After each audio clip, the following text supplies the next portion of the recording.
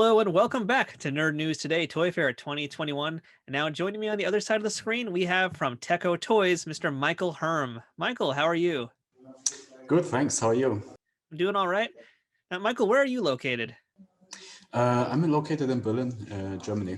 All right, very cool. We've spoken to a lot of folks from England. We've had one from Australia. Now we got someone from Germany. So this really is an international toy fair we're doing. So very excited to have you here today. Thanks for having me.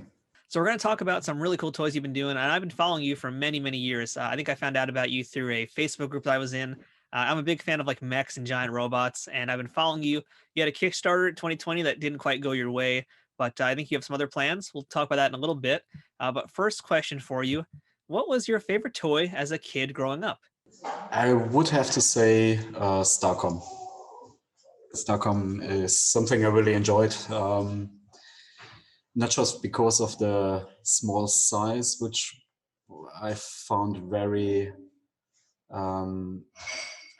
special. I mean, there were some small toy lines back in the days, in the middle end of the 80s, like Mask, of course, as everybody knows. And I think it started with Star Wars being the first with the 3.3/4 inch size, and then it became smaller during the 80s. But yeah, Starcom was definitely my favorite. Yeah, because I liked the kind of compact size and also the functionality it had with all the spring-loaded mechanisms, and you could fold everything down to container format and transport that or other vehicles in bigger vehicles. And I found that quite fascinating. I was a Starcom fan also. I had a few of those as a kid. I didn't know there was a cartoon until much later on. So in America, I don't really think they showed it much, or if they did, I never knew how to see it. In Germany, was the Starcom cartoon a much bigger thing? Um, Actually, it wasn't such a big thing. I only learned later on that it really became popular in Germany after the line was already discontinued in the Ah, United interesting. States or in Europe in general. So I guess when the toys came out in our toy shops, I think it was already not on the shelves anymore in the United States. But the show was showing even later.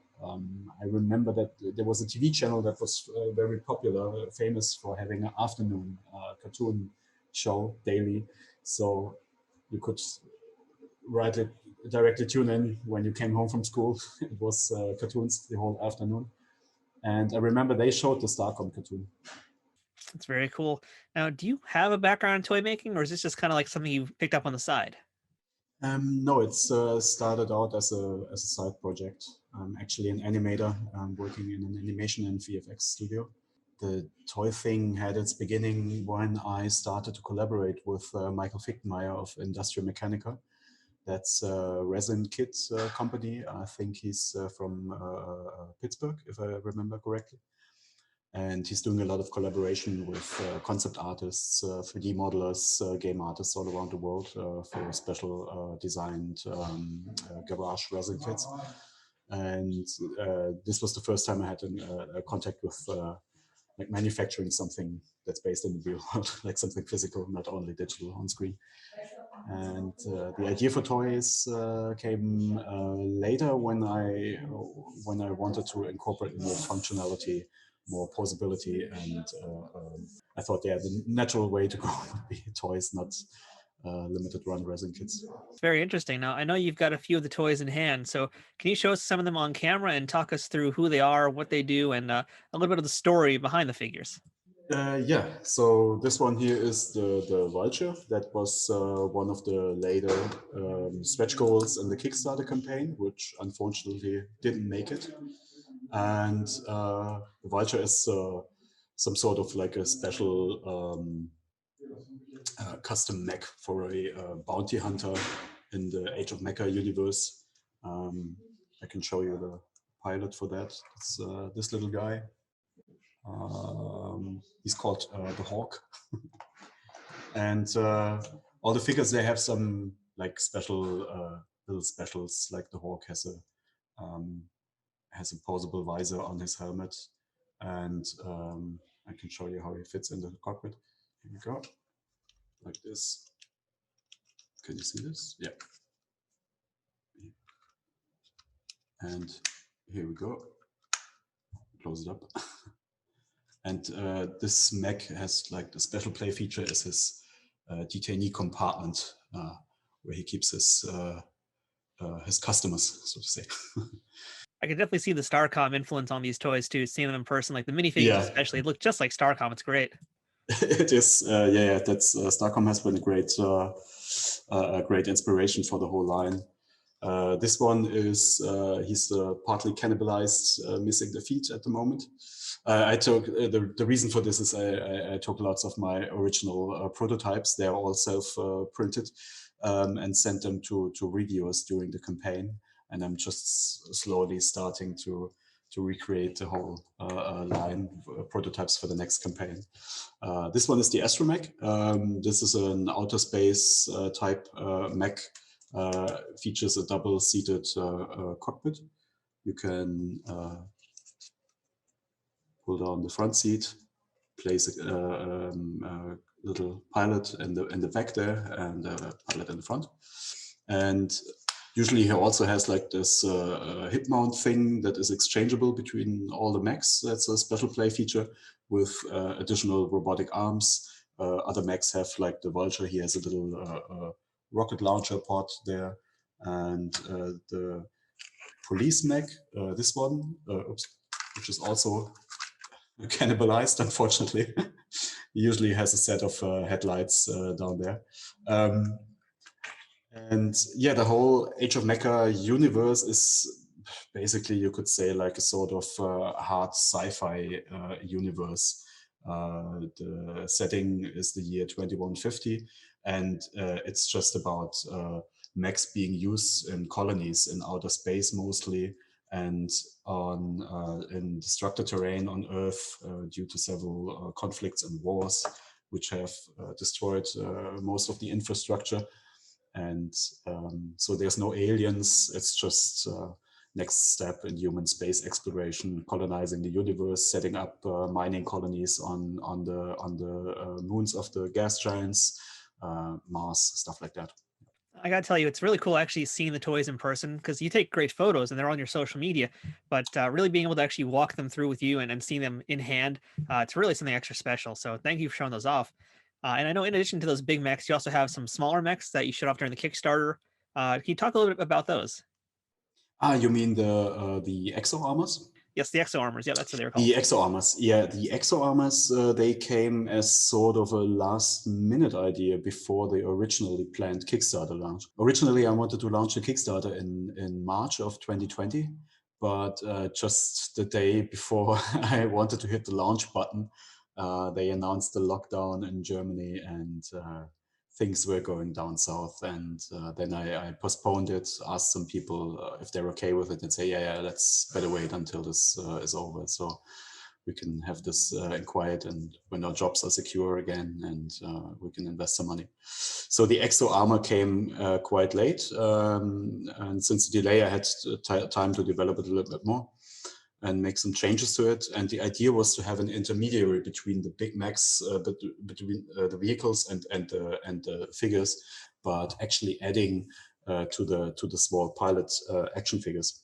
They are kind of limited since they're so small, and I wanted to keep the pilot action figures since I wanted to keep the original anatomical shapes, like more like human shape, not to have them too bulky. So I didn't add jointed wrists and feet, which is kind of difficult with the small wall thickness. And also I experimented with this in the beginning, but it wasn't very successful with the prints. So I said at the end, okay, just leave it out. I mean, for such a small figure, it's really enough to have like this 11 points of articulation. So the Exo Armours actually add to the articulation. There, with the Exo Armours, you can have the ball jointed hands and ball jointed feet, and so it's an intermediary between the big mechs. So for people also for the Kickstarter who didn't necessarily wanted to invest into the big mech vehicles and said, but small Exo Armor would be cool, maybe. And it's quite popular, and I think many people also would have to have this in a larger scale, like 118 even 1/6. I don't know. He's definitely look good in 1/6 scale. I'd love to see that. Yeah. I had some requests, and some people would definitely like to see the development going down this road at some point, and we'll see. Maybe for now, I'm just trying to focus on the smaller scales. But yeah, I don't know. At some point, maybe in the future.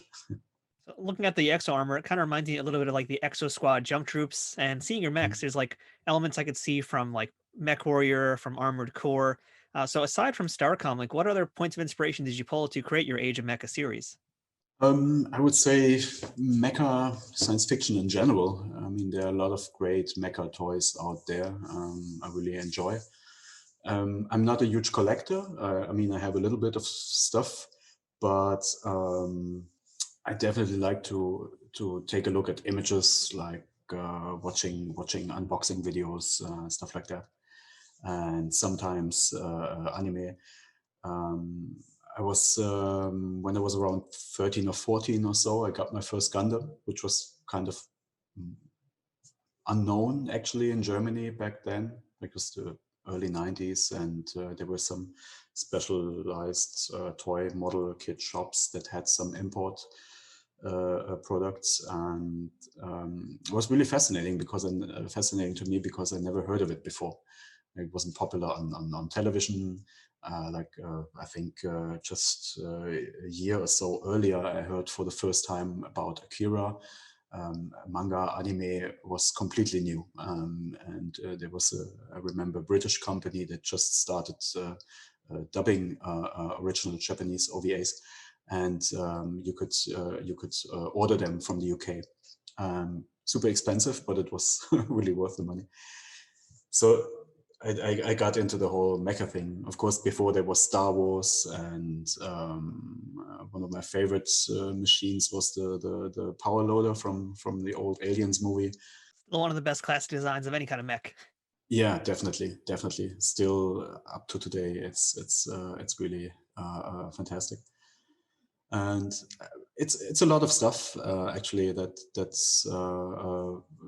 I could use as inspiration. Like, growing up with all the sci-fi movies, and yeah, it's a huge mix. Now, are your figures modular? Are the pieces interchangeable in them? They are, yeah. You could actually, like with the prototypes, you could actually exchange them. You have the limbs coming off, arms, legs, and it's not really planned though for the small pilot figures, because they are going to be probably a little bit more sturdy and have more stable joints. The ball joints will probably still come off, with the elbows and knees hinge joints. We're planning to use pins for them in production later on. But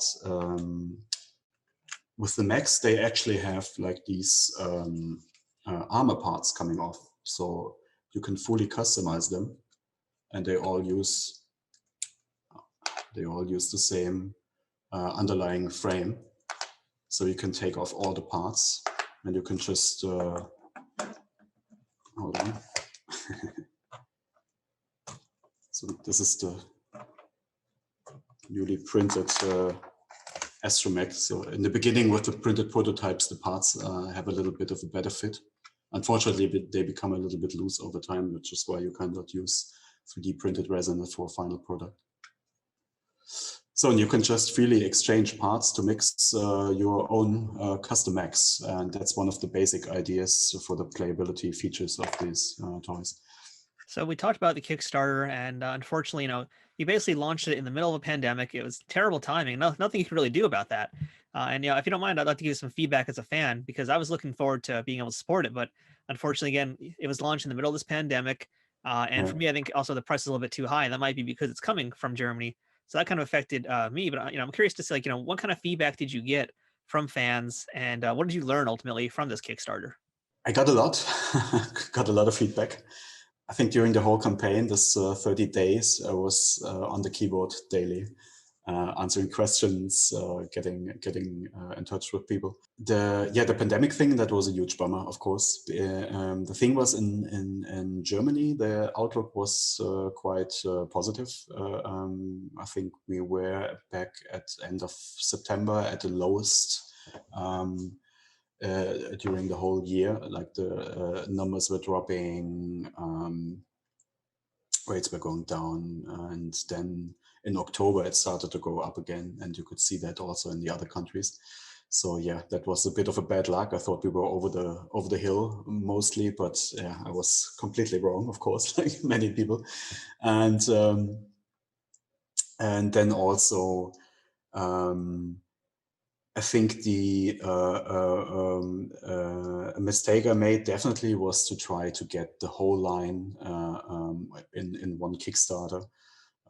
Should have definitely asked people before what they want exactly, but this is what I learned from the campaign. I think many people held back because they wanted to have the astromech, yeah, this one, and which turned out to be the most favorite in the survey I did after the Kickstarter campaign, which I should have done before.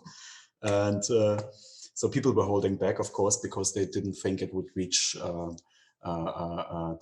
necessary stretch goal amount, which they were right, of course. But it was really interesting. There was so many things I didn't think of before. For example, that I thought most of the people would be familiar with how Kickstarter works, because I've been only showing this these development designs and everything online. Everybody was on Kickstarter, Twitter, on Instagram, Twitter, Facebook. So I was kind of surprised when I found out that actually most of the backers were first-time Kickstarter users. Never used Kickstarter before, never heard of it before even. So I had a lot of, yeah, it's really, and I had a lot of explaining to do how Kickstarter actually works. Lots of people wrote me, hey, if it doesn't make the funding, do I get my money back? And so no, it's you haven't paid anything actually yet. It's just a pledge. Is that because a lot of your users were from your country, your side of the world, and is Kickstarter not as big over there? No, interestingly, most of them were from the United States. Wow, that's really interesting. How do you not know about Kickstarter in the US? I'm not quite sure, but I can just imagine that most of the people are like regular toy collectors, which are more invested into already established brands, I guess. And I think that they probably usually don't support many of the newcomer lines on Kickstarter, or else they would probably be familiar with that. Maybe it's an age thing. I don't know. Could also be. So like my median follower group, at least according to Instagram analytics, is between the age of 35 and 55. So could be that it's an age thing. I really can't tell. I can just guess. And yeah, I totally agree, by the way, about the astromech. Like when I think of TeccoToys, I always think of the astromech first, and that's the one I want the most. Such a great design. Yeah. I love that design. I love how it looks. Thank you. So with this first Kickstarter that you did, unfortunately not meeting its goal, do you have plans to launch a second Kickstarter and kind of change things around, or are you looking at a different way to get these toys out in the world? I would definitely like to try a second Kickstarter and have it a little bit smaller. Just going for one mech, maybe one mech, one set of action figures, pilot action figures, one Exo Armour suit.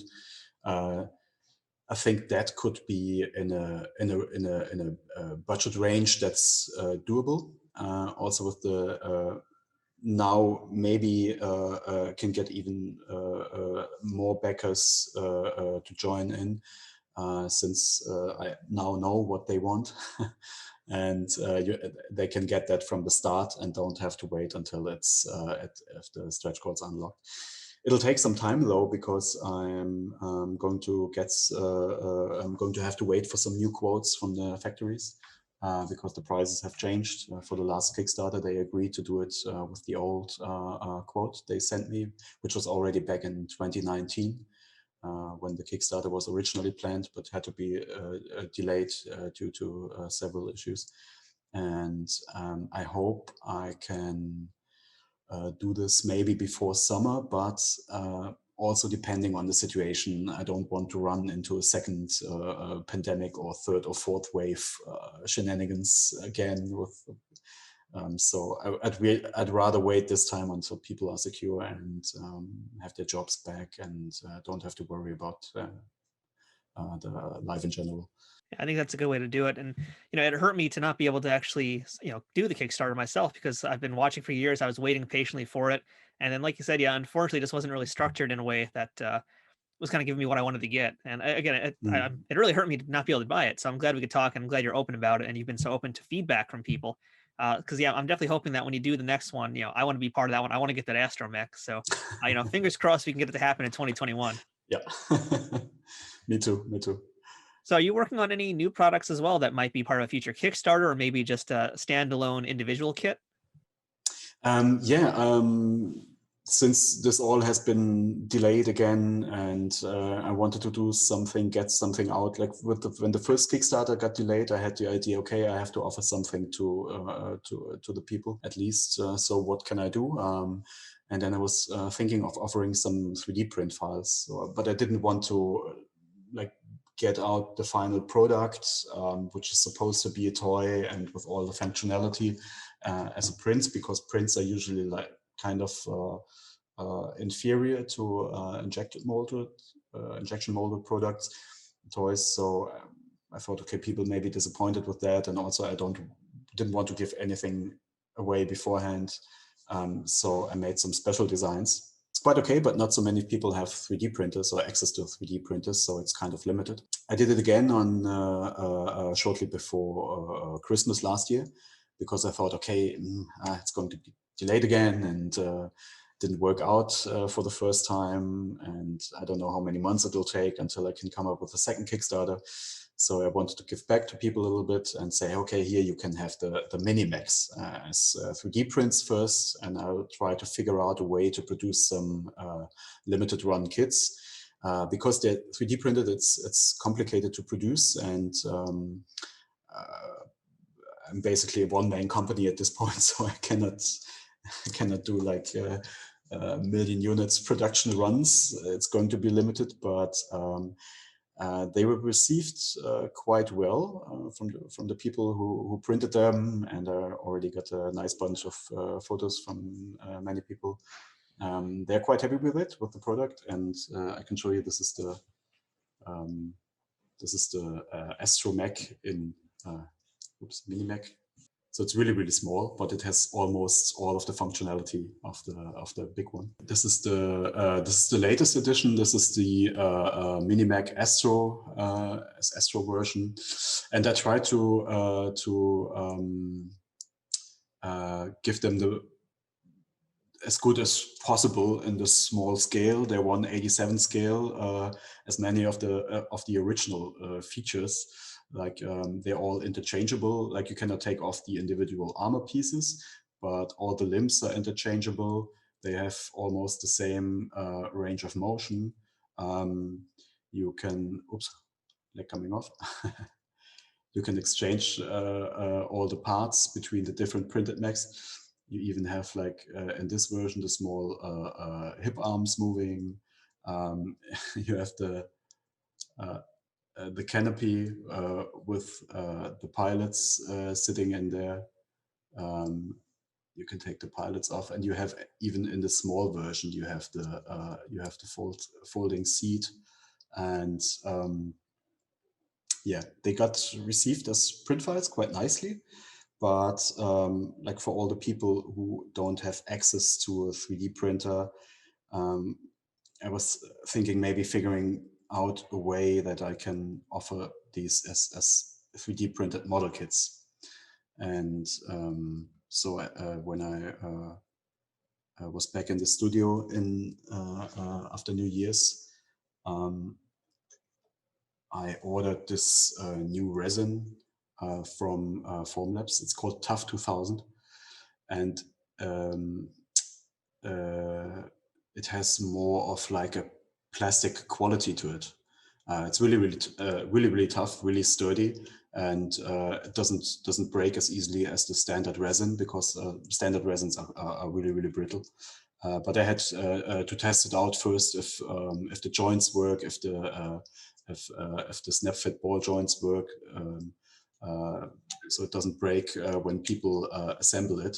And I have to say, I'm really quite happy with the material. It's really sturdy, and you can really offer this as a small model kit for people, and have a lot of functionality with it. It's posable small 3D printed resin model kit, and I think they're going to be a lot of fun for the people. Yeah, now that I've seen these little small ones, I totally want one of those as well as the normal size astromech. They all look so great. I mean, I really do love them. That's why I've been following you for so many years, and that's why I've been happy to just patiently wait. And again, I'm hoping this year if you can get the Kickstarter going, I want to back it. And it sounds like you've kind of learned from the mistakes, you've learned from the shortcomings you had in that first one. So I'm glad to see what you do next. I'm glad to see where it's going to go, and yeah, cannot wait for Kickstarter number 2. So. For people out there today who are watching and would like to follow you on social media and be ready for that next Kickstarter, how can they follow you? I'm on Instagram with the handle TeccoToys, Twitter also TeccoToys, Facebook TeccoToys, that's a group, and on YouTube as well. There's a YouTube channel. I try to keep it up to date, but your best guess will be Instagram, Twitter, and Facebook. So I post regularly there. Every update gets a post, some images. I share customer images sometimes from 3D prints. And you can also, I usually answer all the questions. Sometimes I miss something. Sorry for that. But usually I get back to you in a timely manner. Oh, Michael, thanks so much for chatting with us today. And, we spoke to another company who's doing a Kickstarter right now who also had a Kickstarter last year that didn't meet its goal. And, I told them the same thing I'm going to tell you, and that's failure is the window to success. So, I hope that this year's going to be much better for you. And I can't wait to get myself an astromech. Thank you, Matthew. So thank you so much, Micheal Herm from TeccoToys. And everybody out there, go ahead, check out our YouTube description because we'll have links to all the social media, the YouTube page, and everything else for Tecco. So again, Mike, thank you so much. And for everybody out there who's watching, stick around because there's more Nerd News Today Toy Fair 2021 coming right up.